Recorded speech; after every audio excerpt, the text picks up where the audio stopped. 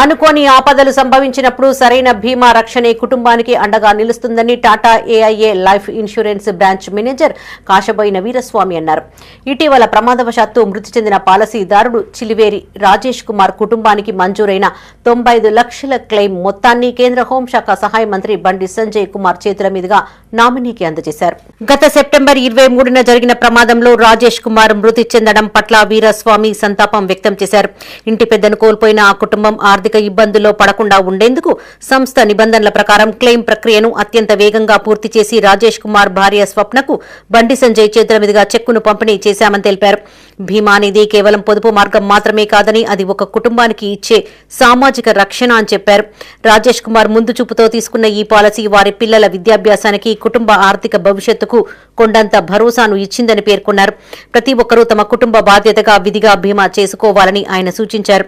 ఈ కార్యక్రమంలో branch managers Veeraswamy, Adarsh Kumar, assistant మేనేజర్లు Chandrashekar, Srikanth, Naveen, trainer Venkatesh Varma, operation Mahender, managing partner Narender Rao, senior business associate Lingampally Rajender, advisor Burra Geetha, పలువురు అడ్వైజర్లు, లీడర్స్, ఏజెంట్లు పాల్గొన్నారు. ఈరోజు మనము టాటా ఏఐఏ లైఫ్ ఇన్సూరెన్స్ ద్వారా 95 లక్షల రూపాయల చెక్కును స్వప్న గారికి ఇవ్వడం జరిగింది. 23/9/2025 రోజున అన్ఫార్చునేట్లీ యాక్సిడెంట్లో చనిపోవడం జరిగింది శిల్వజీ రాజ్ కుమార్. సో అతని భార్య అయినటువంటి స్వప్న గారికి 95 లక్షల చెక్కును ఇవ్వడం జరిగింది. సో ఈ దుఃఖ సమయంలో టాటా ఏఐఏ లైఫ్ ఇన్సూరెన్స్ వారి కుటుంబానికి ప్రగాఢ సానుభూతి తెలియడం జరుగుతుంది.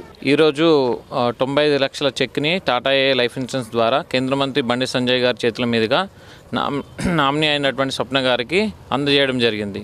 సో ఈ సందర్భంగా నేను తెలియజేయనిది ఏమనగా ప్రతి కుటుంబానికి ఆర్థిక భద్రత కల్పించడమే మా లక్ష్యం.